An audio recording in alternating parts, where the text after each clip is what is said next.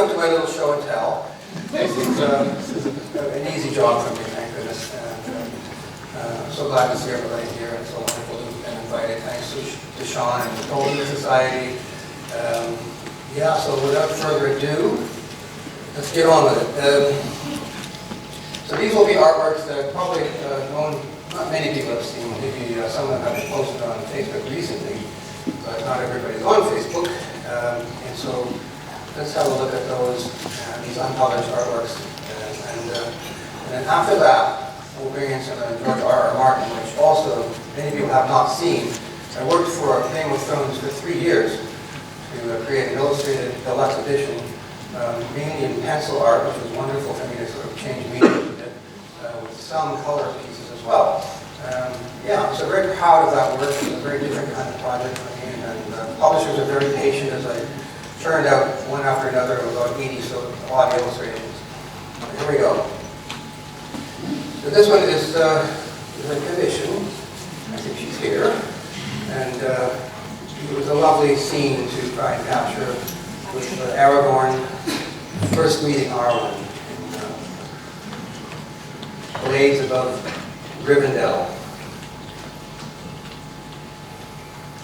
It's a very small painting, about maybe 16 inches by 10. That has a wonderful moment. And as you'll see here, this is a bit of what happens beforehand. I did, of course, a drawing in pencil.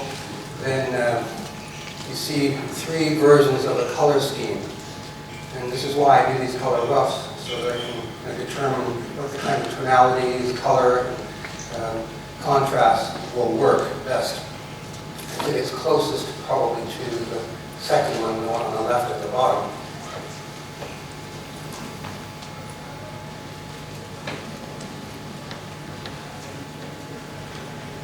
Second, we have another one by someone who knows who she is, a commission, thus came Aragorn, as he's disembarking from ships from Umbar, as they're coming in, and he's about to save Minas Tirith.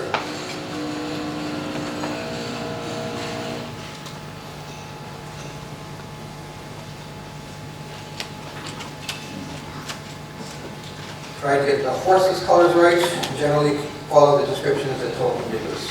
It's always important to do. So it goes just a year and a half, 2 years ago. Another version of Goy here and Gandalf. I never was quite happy with the first version I did, but was published in a calendar. So this was a commission, private commission, and we worked out just exactly what we wanted to do for this particular scene, which is all kind of at night, so they're always challenging. And I established or thanked that I was very happy with a piece called The Wrath of the Ents, and that's why it's now the one that I will use in all future pieces. Here are some of the preliminaries. Experimenting with the angle of the eagle. General composition. It was important to have the vertical a little off perpendicular to get the sense of being in the air.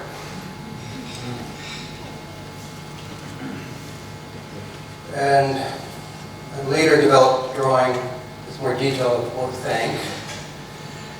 And beside it is a little card illustration for one of the games, from sophisticated games, Lord of the Eagles. Yes, I think most people have not seen a lot of that artwork as well. I'll probably do an entire presentation on game art that I've done. Please. Yeah, yes.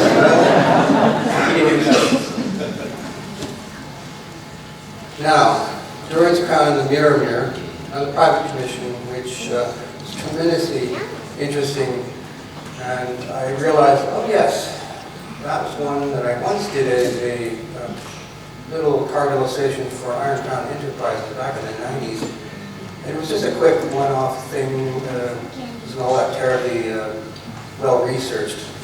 So when I was able to do this scene again as a private commission, I realized that there was a tremendous amount of interest there. And having recently been to Switzerland and into the Alps, it was, of course, fresh in my mind and inspired me to just deal with the mountainscapes and upland tarns and other things that you see in places like that. And it was really, that has injected a lot of energy into my work now. And strangely enough, a number of pieces that I've done since then, as private commissions, which I think have chosen the themes of, involve mountains. So I'm rather pleased with that. On the right is a color sketch. I usually do something along those lines, a study. And you see the grass is green, which is what Tolkien describes. The problem was, they're in the middle of winter. The date is sometime in December, it seems to me, or possibly January. And they've just come from a snowstorm on the other side. So there's a problem here.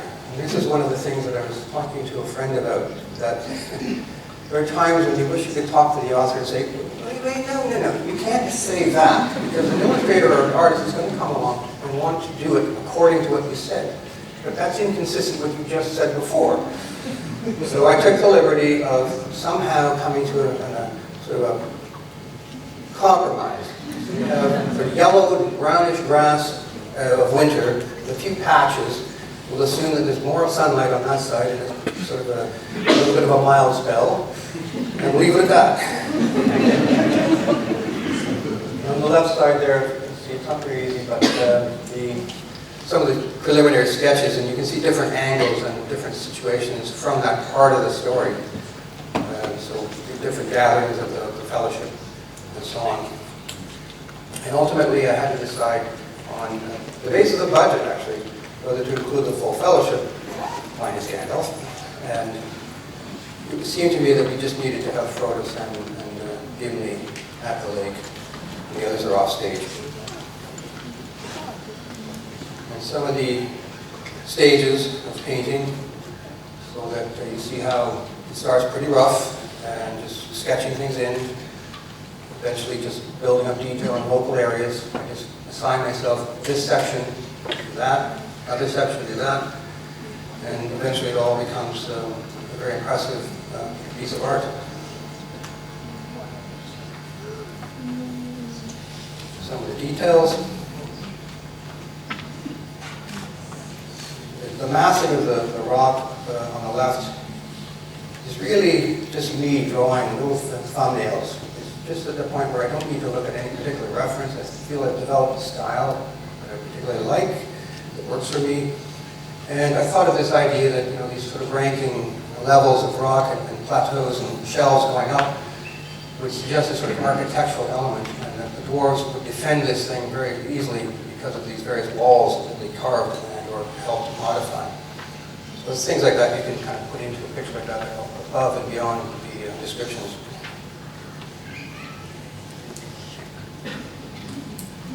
All right, so this one is a small original. The story there is that my client was quite enamored of my Iron Crown illustration of the same subject, but I had no good reproduction of it. Very, very low res image was left over, and I proposed to him, why don't we do a new one? I won't charge you an awful lot of money, but it will be fun for me to do. And so that's how we produced this version of J.R.R. Again, just opportunities to capture corners of Middle Earth here and there, and add to the overall canon of art.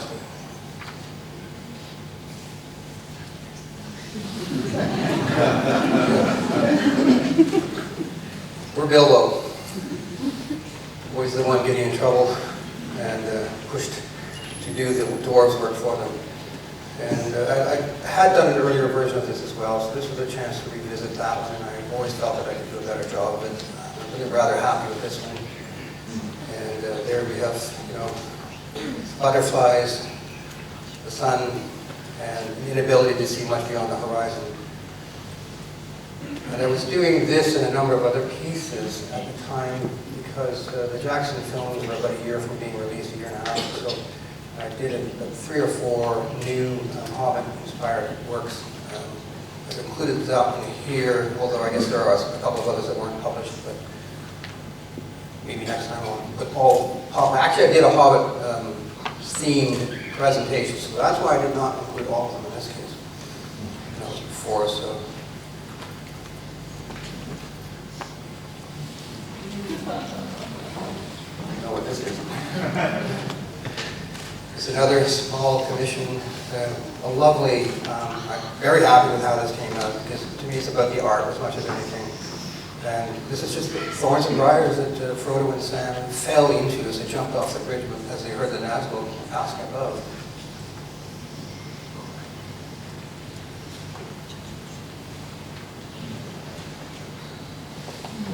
And fairly recently, I'd long wanted to do Treebeard, as he's described in the first scene where we encountered him. And you can see the 2 hobbits below. They're also rather hard to discern as well, because hobbits tend to hide easily, as we know. And I think this is reasonably successful, but it's very difficult to make an ent look like a real tree. And there may have been a few things that I might have done differently. I'm always very critical of my own stuff. There are a couple of the preliminaries. The main color sketch on the left, but it describes it as a bright sunny day, a sort of cloudy sun. And the 3 drawings there are just versions of trying to make him look tree-like. These things work better as descriptions than in art at times, I realize.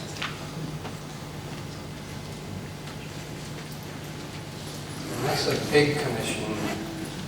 I did, I guess, last fall, and we wanted to see the cairn of Fingolfin, Gondolin. A very wonderful opportunity to revisit Gondolin again.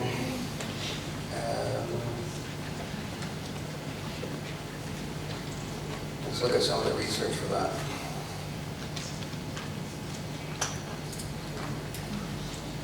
I put Turgon in a gold cloak because we needed something to pop out. A lot of sort of browns and taupe colors here. One of the pencil roughs and an early sketch version.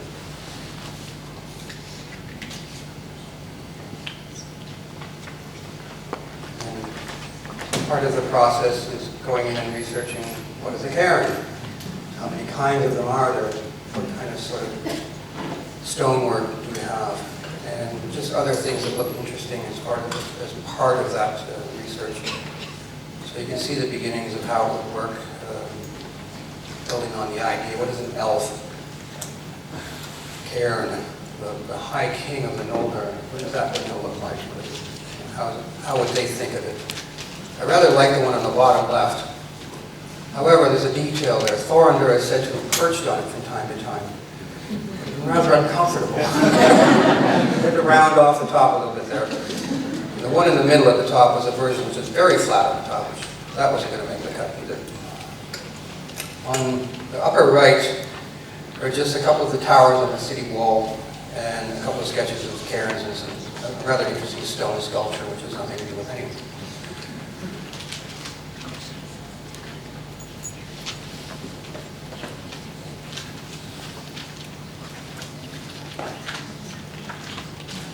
The upper right is just laying tracing paper over the partially painted city, just its basics, and detailing it in. There are times when I hate detailing things that are already looking really nice, but it wouldn't do.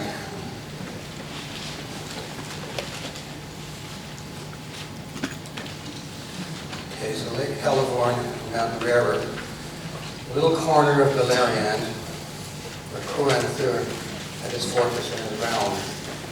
And this was also commissioned by the fellow who asked me to do Dol Amroth. This was the next one he asked for. And I'm very, very happy with it. It's not a big piece of art, but it's a lot of detail. And there you go with the mountains again. Elevor means black water. And I thought, I know the effect, actually. You see that in Lake Superior in Canada and other places. The water's a certain way when it's rough. It gets very dark.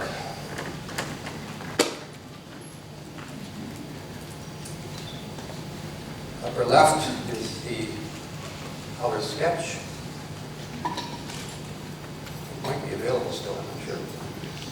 And the detail of the fortress.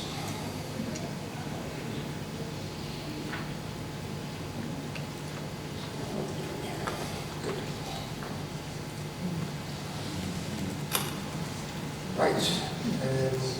I've been asked a couple of times now whether this is available as an art print. I don't think it is. And I'm actually surprised because it's meant as wall art. It's meant as a very aesthetic scene. It's a very in-between sort of scene. They arrive at the gates of Caras Galadon. And the description is absolutely magically varied. So I'm glad I finally got to this one. A gentleman named Andy Compton some years ago asked me to do this one, although he wasn't paying for it, so I ended up waiting a while until I could find some time.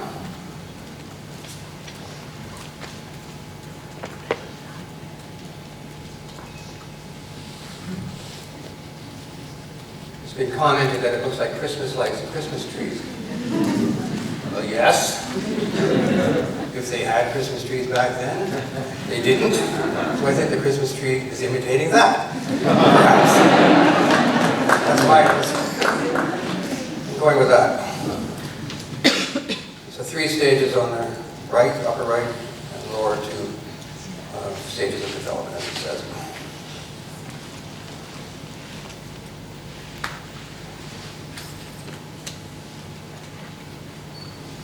Here's the most recent Tolkien piece.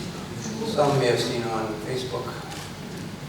And that was partly, I was able to do it because I finally had a little bit of a lull in constant production for a while now. And I thought, oh, a chance to do Caniquetil. It's been hanging around as a sketch for some time now. These 2 color sketches were there years ago, and before that, drawings. In fact, many drawings of it over the years, even from before I did the version that you see in the Silmarillion. So I thought, yeah, it's a wonderful painting by Tolkien. I've always loved it. There you see it there on the upper left. And these are the 2 sketch versions that I had hanging around. And when it came down to doing full-size piece, I made decisions around, we aren't going to have a glowing pink palace, quite at least as over the top as that would be in those sketches, but it's close and it's, I hope, sympathetic to what I feel brings up in me, and evokes in my mind.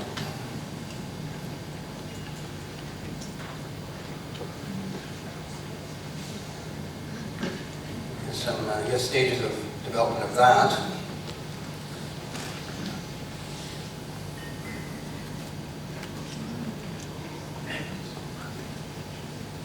I thought that was one of my better swan ships. I realized there's a lot of possibility in that too. And, you know, you've seen my version of the kinslaying El Polonde, and that was a wonderful chance to design ships with a sort of swanish look.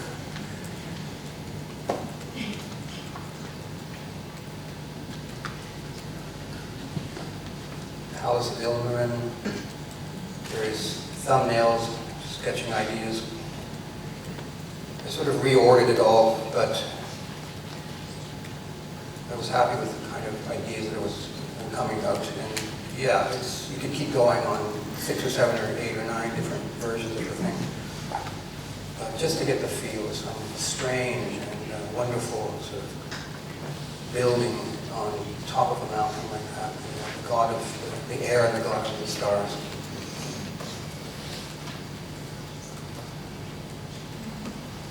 This was a small piece from about 8-9 years ago, and I actually don't remember exactly why it was done. It may have been a commission. I don't have it around. I don't know where it is, so I'm guessing someone paid me to do it. I'm starting to lose track, and it's probably in my mind going slowly but surely.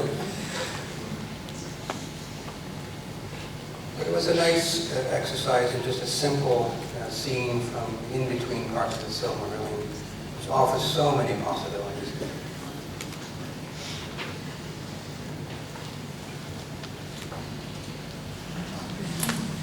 Right, so this one from last fall, private commission, Roscabel and Radagast, that I'd never done in any pictures at all.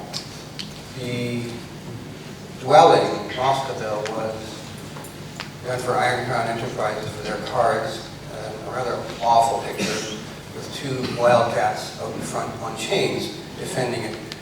But that was their content for me, for their game system. And the fellow had come to me and asked me about getting a reproduction of that piece. The earlier one, I could only find a 45 kilobyte tiny reproduction or image of it file. And so again, as with Dol Amroth, I proposed a new piece, and this is the result. He was willing to commission me for that. And I rather like what we've got.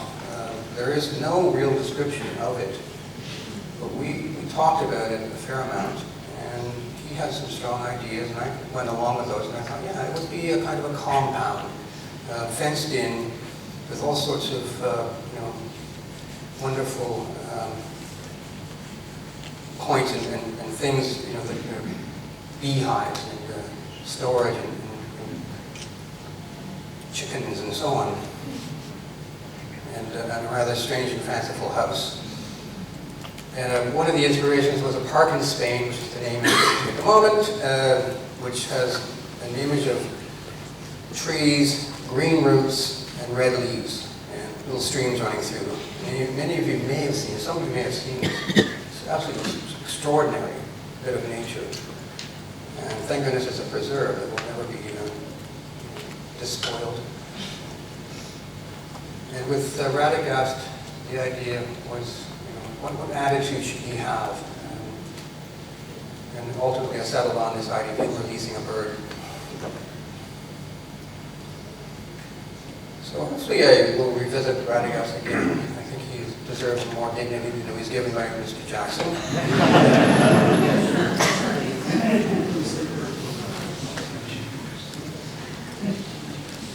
I just threw in this drawing of Bjorn's home, his dwelling, because I rather like the drawing itself.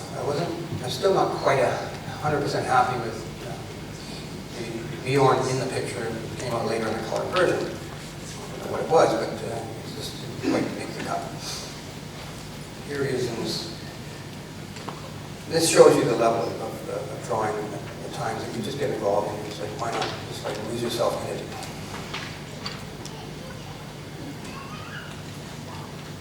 And then this one was the most recent commission. You've seen it on Facebook, some of you. And I was surprised that I hadn't thought of it myself, but it was someone else's idea. Could we do the riders toward Edoras and the White Mountains? And once again, we have mountains. So happy to do that one, and it was a lovely piece of art to have been able to try and work out. It was a painting early morning, and then our heroes. It's a good thing I checked, because I wasn't sure if Gimli and Legolas were riding on the same horse. They were not. Gimli was with Gandalf on Shadowfax. So, a couple of the earlier color sketches, getting an idea of what they wanted, and the masking in general, and color, as well as these drawings, detailed sketches and so on, and then stages of development of the final.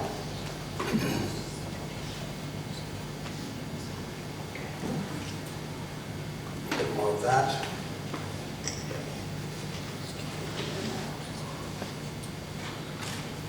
And as well, another few details. We went up to Mürren in Switzerland the last time I was there, which would have been last fall.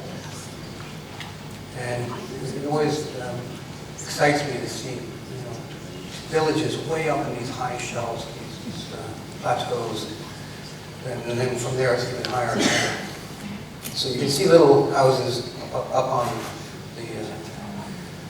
the high, whatever they call them.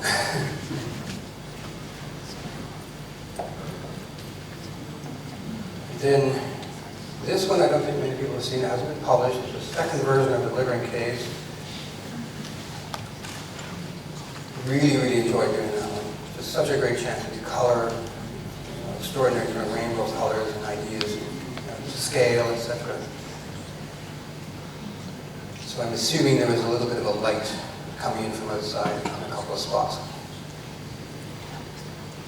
And to the right is the original sketch.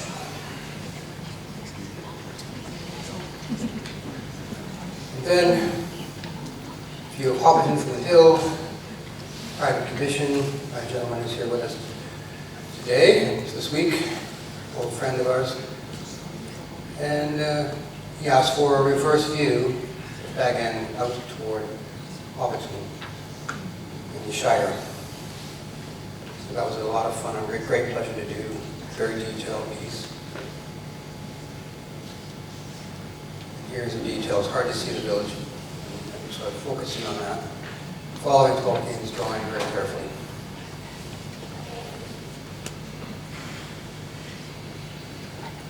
Great, so that's the end of part one. Now, J.R.R. Martin. This was the deluxe 2-volume edition. It came out in 2 levels. It's about 700 copies by subscription. All of it sold out before the artwork was even close to finished. So, an amazing job to be able to get in on that one. He had approached me about it back around 2007. Around that same time, they were planning the World of Ice and Fire, the compendium, the coffee table book, and they wanted me to do several castles. So I did that over a number of months, and they came out with a calendar in 2011 of those castles, and they're in that book. But I was supposed to be illustrating one of the later volumes of these deluxe editions that were coming out one after another. And for those who know anything about those editions, the first 2 or 3 were from a different publishing house, and then I think it went bust.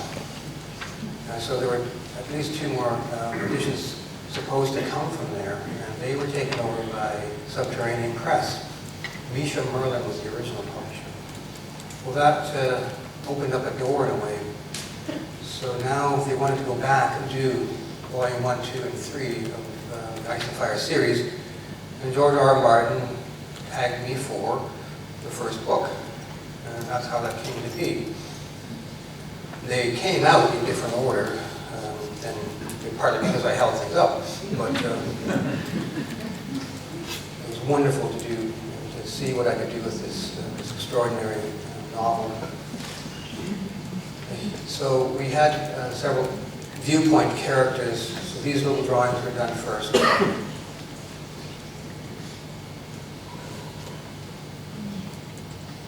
And I kept as close to what he describes in the book as far as the girls and their ages, which are about 2 years younger than what were cast in the Game of Thrones series and the television. So that was another thing that was important to me.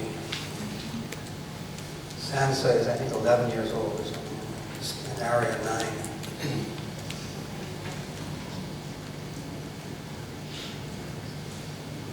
So anyway, a selection of the illustrations. I was doing at least 3 different types. Some were vignettes, just little irregular sized quarter-page pieces. Many of them much more detailed than would actually fit on that quarter page, but that's me. And half-page illustrations, which were bracketed and framed, and then full-page illustrations, and the fourth category was color full-page.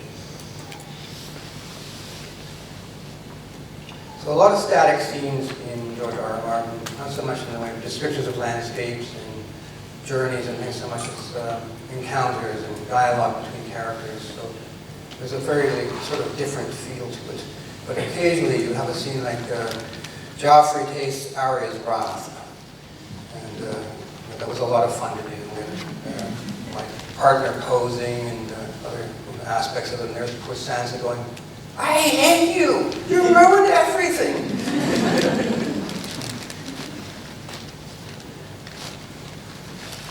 And so there, Bran hears voices. He's hanging from a gargoyle, and eventually overhears Jaime and Cersei talking about, well, they're having a little bit of a session, aren't they? They have to kill the witness. He doesn't die, of course, we know. And then a couple of other scenes. Jon Snow up at the Black Watch now and seeing his uncle off, ranging beyond the wall. And of course, if you don't know the story, I won't tell you what happens. And then below that, one of the architectural pieces I did for it was various cities that are very different in architecture. In Pentos, a neighboring continent, was an interesting one to do. It describes it as having various buildings in a sort of squarish format.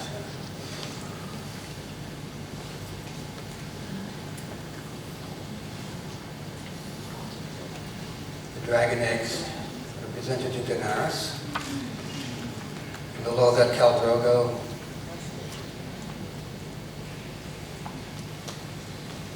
Above right, Daenerys, realizing she has to kill Khal Drogo. He is no longer himself. And then, this scene which would be amazing as a painting as well, entering Face Dothrak, the closest thing to the city that the plane riders have.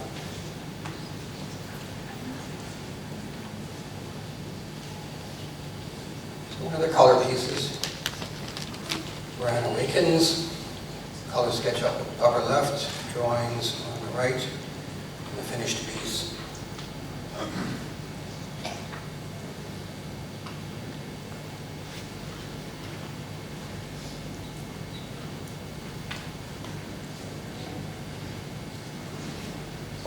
So that's a vignette on the lower left, Maester Aemon Targaryen. Reveals himself later in the story.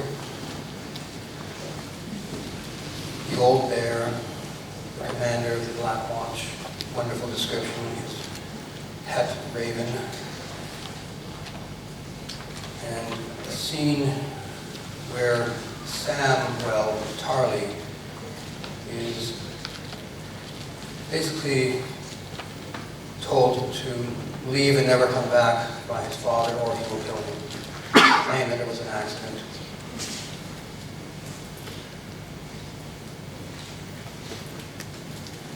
That one I used some of my own photography at Algonquin Provincial Park in Canada for cedar trees and rockiness. That one turns up in another piece I did for Tolkien. I forgot about those ones.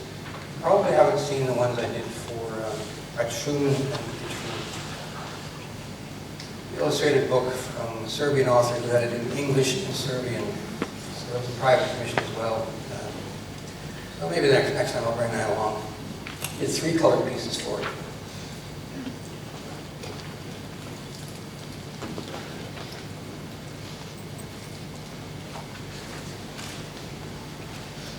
Two of the vignettes.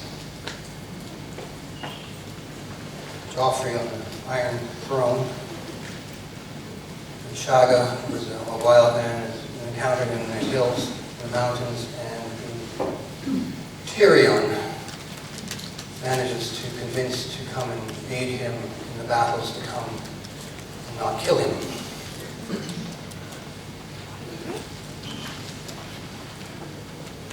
But one thing I've always admired about J.R.R. Martin is his extraordinary ability to create characters.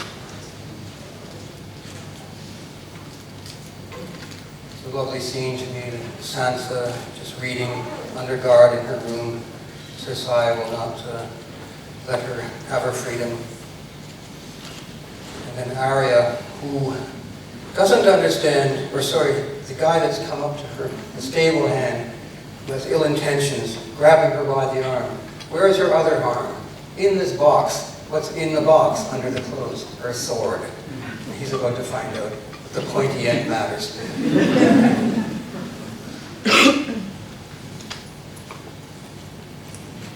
So one large landscape was able to put in, the Vale of Arryn,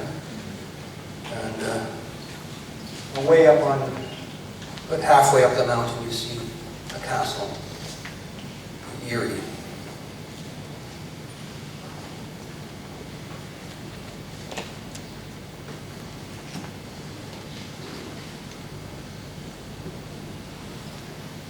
Eddard Stark ascending the steps to the Iron Throne. With the architecture, I'm trying to do sharp edges and sort of the kind of thing that would lend itself to the whole situation.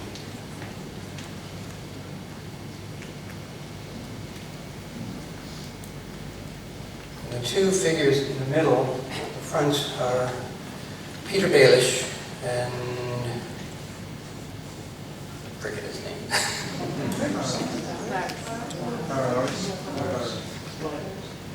The one who's the spider, yes. Yeah, Varys, yes. I meant to look all this stuff up.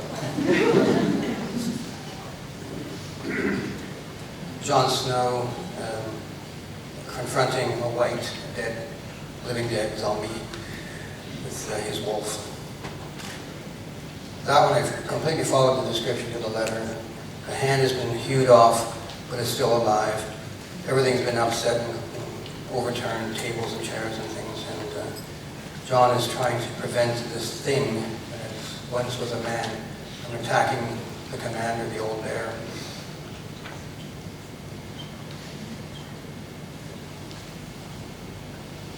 So not too bad for a dark room in the moonlight. Another one of the castles, which I didn't do in color, but in pencil, Moat Cailin was a tower that's sort of leaning, and banners hung from it, and the company arriving there. One of the nice things about Game of Thrones is the real castles that are described, as opposed to Tolkien's Middle Earth, which actually doesn't really have any castles, strangely enough.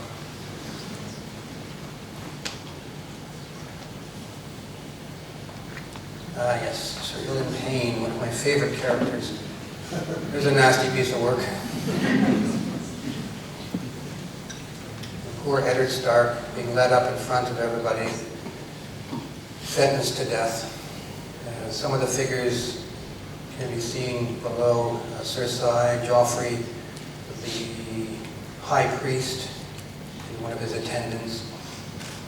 And of course, crowds beyond. And above that, the castle of the Red Keep.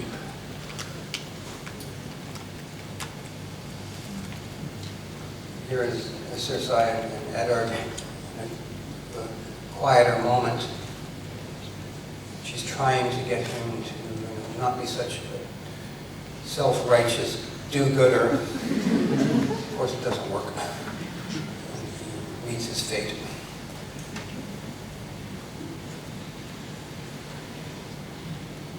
And I would rather like Tyrion done up for battle as best they could manage to provide for him, looking like he may be facing his death, but it doesn't turn out that way. Of course, he gets out of every scrape he's in. It's an amazing character, and the closest thing to J.R.R. Martin embodied in the book, they say.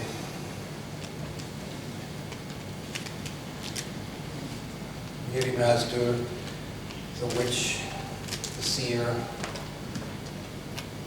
and the bringer of black magic. Khal Drogo, Daenerys, as they're sacking the town, and she's being brought as a prisoner. So she bargains her way out of that in a way that is very horrific.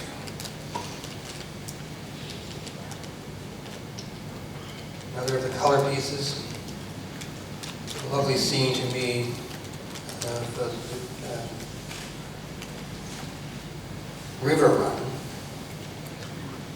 where Caitlin comes from, her home castle. And color sketch on the left side, full piece on the right. Yeah, so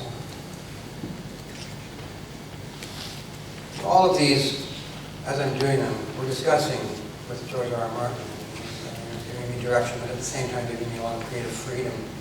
He was wonderful that way. He was very respectful of artists. It was really wonderful to have him to consult with on this kind of thing. And a couple of the castles. Eerie close up.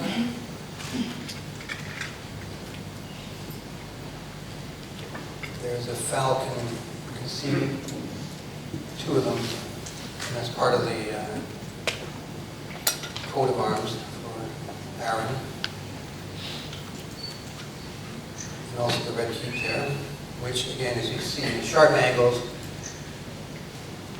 playing around with that idea, having fun with architecture. All of these designed sort of like a full plan of it, just understand what I'm doing there. And keeping close to the descriptions as best I can. There's a landscape then for World of Ice and Fire. Just a sort of in-between sort of painting. I really try and do that. It's a little bit different style than I usually do for Tolkien.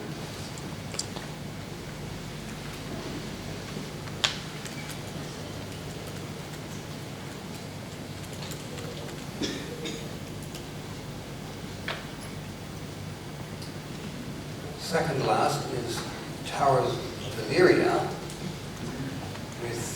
which, you know, that was a tremendous fun one to do.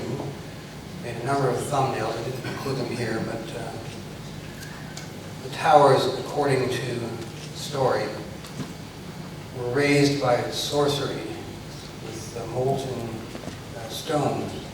And I extended that to imagine molten glass and molten steel or metal.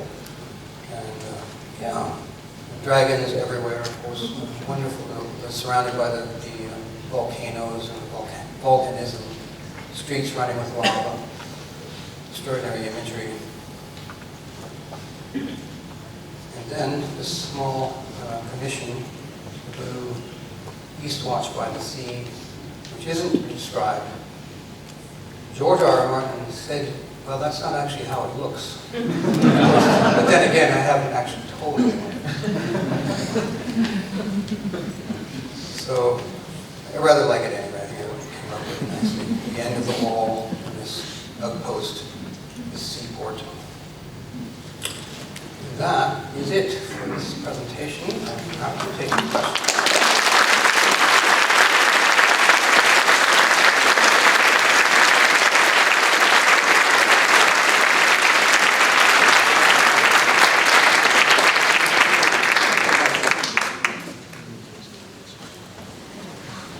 Thank you very much for that. I'm going to use my privilege to ask you the first question. So you said there that you had quite a few chats with J.R.R. Martin. Now obviously this option is not available to you with J.R.R. Tolkien. And I remember from your talk at 2012 at Cornwall Olsen where you both took us through the artwork and how it relates to the text. And you mentioned earlier with Fingolfin's Cairn about how you altered the design so Thorondor could perch atop it.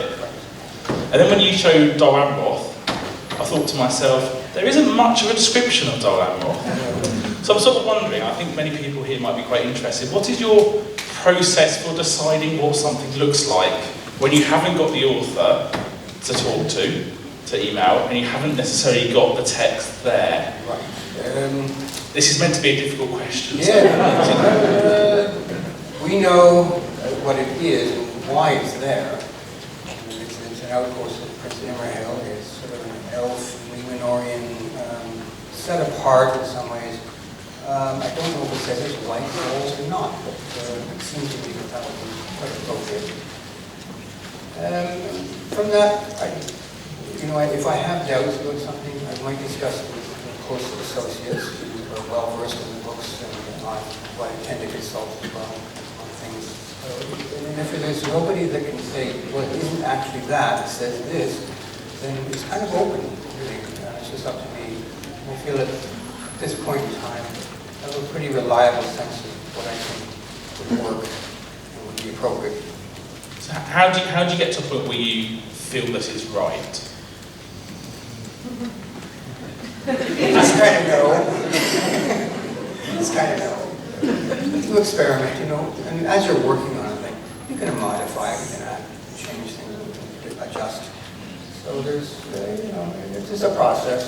And as you're beyond the sketches, do you keep the books there, and do you keep referring back to them repeatedly, or do you move beyond that? Generally, what will happen is I'll read over the stuff that is available.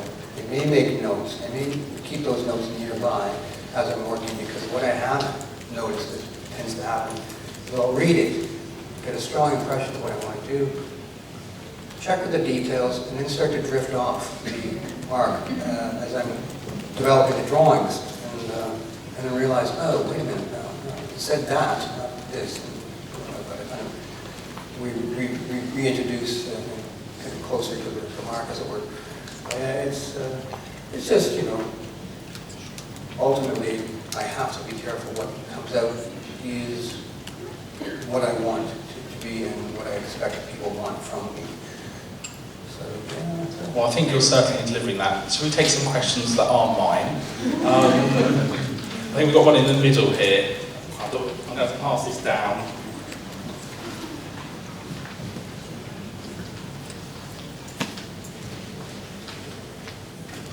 Thank you. That's actually quite a compliment to Sean's question. So with Martin, you have access to the author, and with Tolkien, you don't.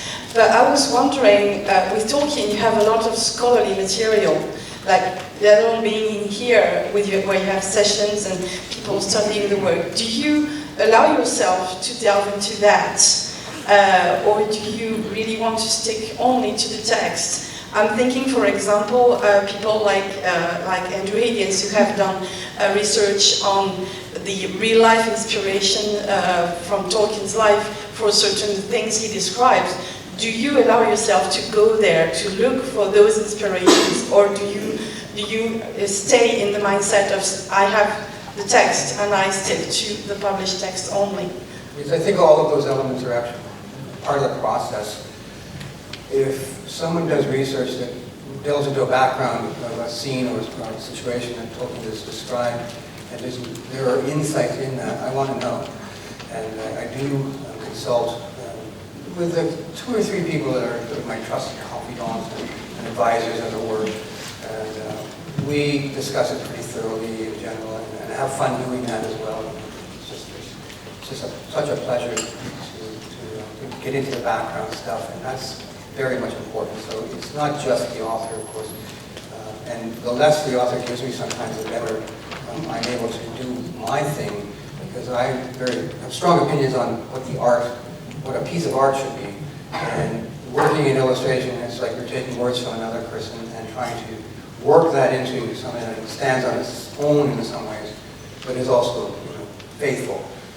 So and knowing that there is so much about Tolkien to know, it's definitely going to improve my art and its longevity, we hope, if I'm careful in that way. Thanks, Lee. I'll solve this as long as this isn't. Sorry, I have to take that's needed elsewhere. We've got another question over here. So I'm wondering, when you're doing this interpretive work with a living author, if you ever have the sense that your vision then impacts their way of thinking about what they've put on the page, right? If it sort of goes that way as well for you. Yeah, there are times, I suppose, when I would prefer the way I interpret it to what he is sort of insisting on, or his suggestion. When someone like Martin weighs in and makes an opinion, I do want him to be happy with it, adjust accordingly. My job is to reflect what he's trying to convey, even if I think I could come up with a more interesting or a more dynamic piece of art. It's a bit of both. There's a balance of all those things, really. But I haven't come up with a situation where I truly disagree with the author, certainly J.R.R. Martin at all. And he was, as I said, respected, full of artists. He doesn't want to dictate any more than he needs to. He will say, well, such and such wasn't like that, actually. This is what, and maybe it was because it wasn't actually described in the book, but he'll give me background and information that's useful. But do you have the sense ever that the way that you've drawn it impacts the way that an author who might not have fleshed out the detail in that they actually see it? Is that ever? I've really not come up with it in any way that I can recall clearly. I mean, the closest thing is doing Eastwatch and him saying that that's actually not how it looks. But then, well, no one does know except me in my head. So in a later book or situation, I need to give reviews with more detail. Some years ago, when we spoke, I suggested to you to go and visit Switzerland to see how the mountains that Tolkien himself had seen. How did your understanding of mountains in Tolkien's universe evolve as a result of doing that? That's one question. And the other is, when you illustrate two different fantasy authors, how do you treat them differently to make sure that people will recognize that one is, for example, based on Tolkien's Legendarium, and another one based on, for example, the Game of Thrones universe? Where are you, Denny? Do you remember that conversation? Yes. Well,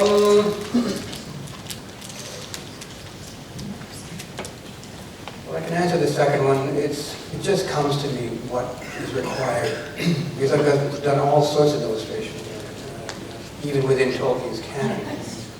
I've experimented from the beginning with different styles, with a Hobbit versus the Lord of the Rings. But in the end, I realized that it should be realistic. There's a general style that people like in my work.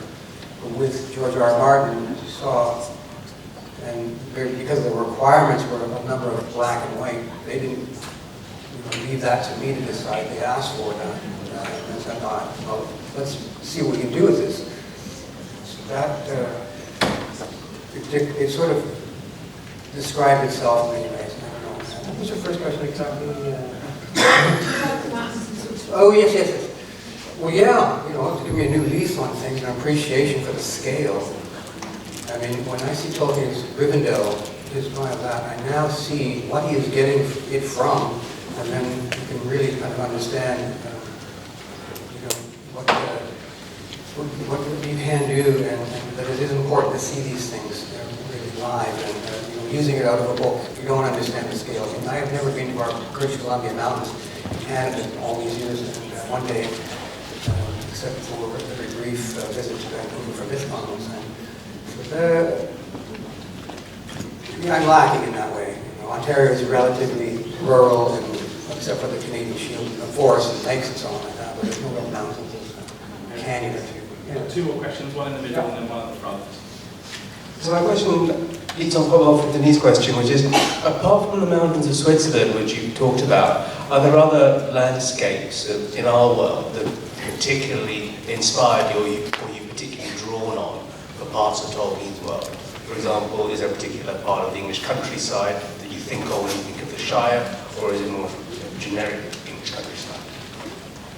Yes, because I draw elements from places like England, definitely. And Iceland has been an inspiration, continues to be. It's wild rivers and things. I mean, things that to me give a sense of a remote and wild or otherness or strangeness to it. It could be New Zealand easily. I haven't particularly gone to that as a reference.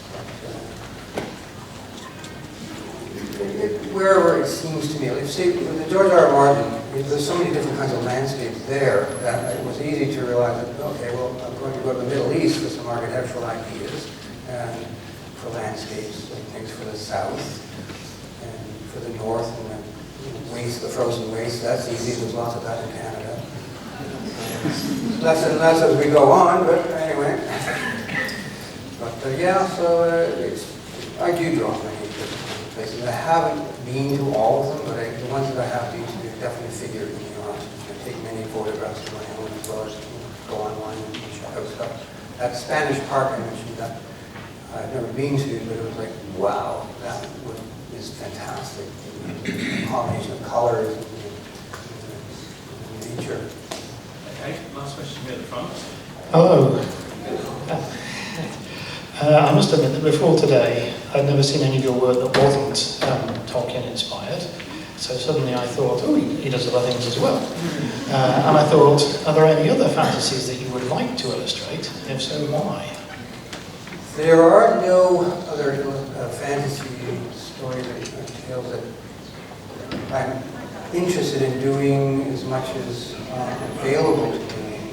And I'll give you an example. I'm working on covers right now for a reissue of the Rockall fantasy series by Anthony Swithin. It was published by HarperCollins in the 1990s. It sank like a stone, sadly, because the author was a little too long-winded, and it should have been edited heavily, and he resisted this sort of thing. It was brilliantly interesting fantasy adventures. It's sort of around an Atlantean island, Rockall it's called, and sort of a piece of Atlantis that was left. So I'll be doing some cover art at least for that, and perhaps stuff for their website and other things.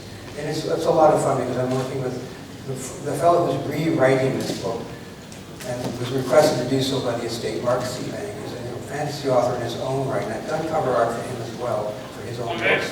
He's highly qualified, and he's very much in the mold of Tolkien, and a very, very, very intelligent and well-educated writer, and a friend of mine for some years. So I guess he's the closest thing to someone I would absolutely love to work with if I have the time.